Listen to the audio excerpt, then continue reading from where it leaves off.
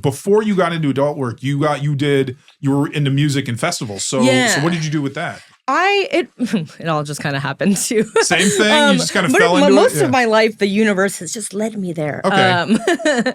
I started bartending on accident. And okay. Then I saw like a Craigslist ad for this festival up in Colorado. It was like a country fest. And they were like, need bartenders, country fest, pays this much per hour, and then all your tips. And I was like, that sounds cool. And I kind of like faked it till I'd never worked festival before, but I was like, I could do this for sure. And they were like, okay.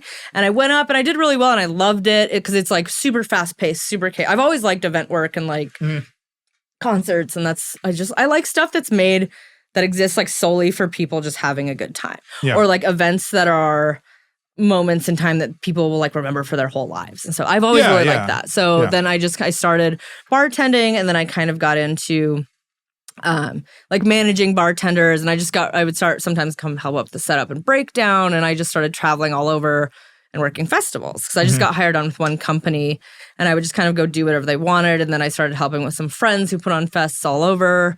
And I would always just kind of like, what do you need? Yeah. And I'm happy to come help because if you want me to sell merch, like, sure. If I need to go drive some bands around, sure. Oh, I need to go to Walmart to buy extension cord. It's like, got you. It's just kind of everything. Okay.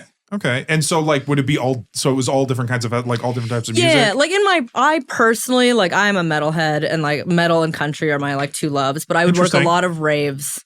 Okay. Lots of raves. Like I was out here, I worked EDC out here in Vegas before. Ooh, that's a crazy one. It was worst money make because the people don't drink a lot at raves. They're doing other stuff. Yeah. And my shift was started. It was like 10 p.m. till like 8 a.m. because we had to do 24 hours. Yeah. So I was there like overnight, and it was like freezing, even though it was May. And I was like, what? But they would give us GA wristbands, and we got to go like walk around it and stuff. They're like, you have to come back and be sober to work, but like here you can go explore. So walking around EDC as a sober person. I mean, was the people watching interesting at least? Oh, it was amazing. I had a blast, but it's like, it is a lot of people. That is just a lot of stimuli all over. And we walked around, we danced and whatever, but then it was like, get me out of here. Yeah. Usually around 500,000 people come here for that. Yeah, it was crazy. Yeah. And then I made the least amount of money I ever did. Like I would work EDC where there's, hundreds of thousands of people and make one money. And then I'd work like 1,000 people country fest and make tons. Yeah. Because they're all drinking beer probably. Yeah. And it was just shots. like, I literally like set up in like Lukenbach, Texas at like kissing booth. And all I have is whiskey and one type of beer. And it's $20 for both, And it's just like, and everyone's like, thank you, ma'am. And I'm like, yeah, right. Yeah, it's interesting how the crowds are different. Yeah, because I grew up in the Palm Springs area, and so there's Coachella, and then there's Stagecoach. Yeah, Stagecoach is like this weekend. I have a bunch of friends that were there and working it in different ways, and so, but the crowds at Coachella and Stagecoach are so different from each other. Really? Yeah. I would think there'd be a lot of overlap in those. I've never gone to either, though. Okay, well, Coachella's gotten to the point now where it's more about being there just to be there. It's not even about the music. It's influencer. Yeah. We got to go make our TikToks. And no hate on that either.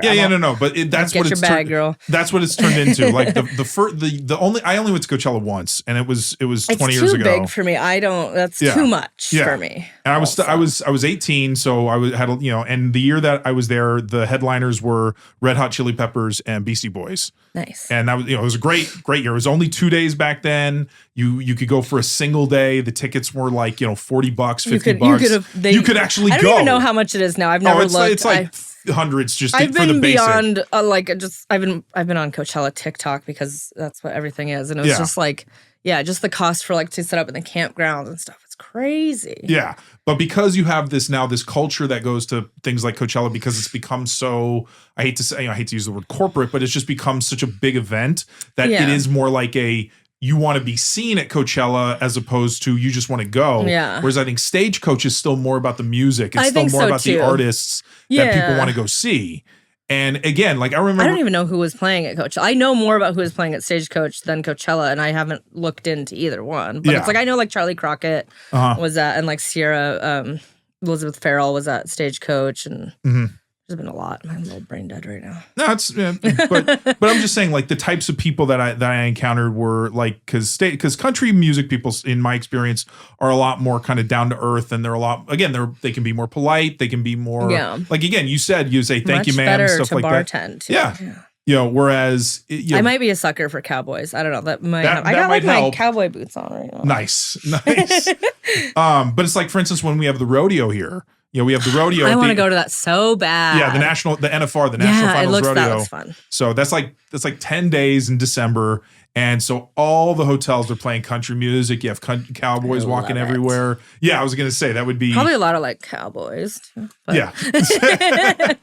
So, but I don't know. It's just, again, it seems like each festival just has a different vibe because it is a different thing. So like Sick New World that just happened. Yes, that's what I watched last night. And I was like, now I'm next door because I had no desire to go. I wasn't, it's just not on my radar for what I'm doing right now. Yeah. I don't have the $300 to spare when I'm like, I don't know what's going to happen with this truck on the way.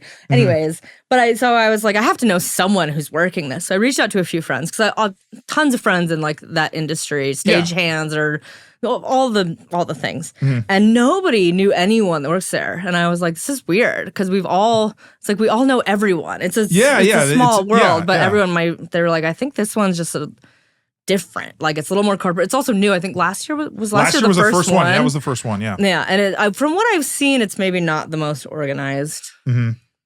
Well, it's the same. I know the company that does Sick New World also did I think it's When We Were Young or While We Were Young, which is another one that happened, but that happens, I think, more in the fall.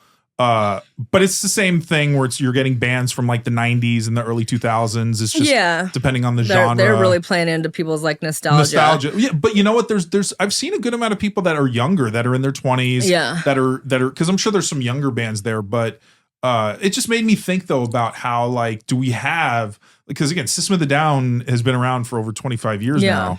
And so, they're still a headliner, but it's like, who are the new bands that are trying to be in that space of that musical genre? Yeah. Because it just seems like metal. And it's like, I don't know, because I feel like the metal that I'm into, I really like death metal and like a lot of like very not going to be playing festivals of that size. Metal. Yeah. And I prefer a smaller fest. I actually don't. I'm like a dive bar kind of girl. Yeah, smaller venues. Especially after working festivals. Like if I have to go and watch a band on a screen, like why am I even there? Because I did that last night for free. I was going to say, you might as well just do that what you did last night. Yeah. So I like definitely some smaller things. Like I worked this one in Austin called Oblivion Access. It formerly was like Austin Terror Fest. But what they do, instead of having like one venue that you're at all day or 2 days, it was like they just planned a bunch of shows in like a 4-day span in one weekend, all at different venues. Okay. So you could basically like pick and choose to buy individual shows or like a full weekend pass. And you go to different places all day, and like there's a few, like say like 4 main bigger venues, but they're all like within walking distance of each other, and it like it's really cool vibe. And then there was after shows, like house party shows during the day, generator shows over on this like alley at night. Yeah, like super cool, and just like you can kind of a little more choose your own adventure type of festival. Yeah, but also it doesn't have that massive stadium vibe, and you're not waiting in these huge lines. You're not paying $25 for a shitty beer. Like it was just like you're going to cool venues that are like locally run, and like I like that kind of stuff. I'm definitely like a support local.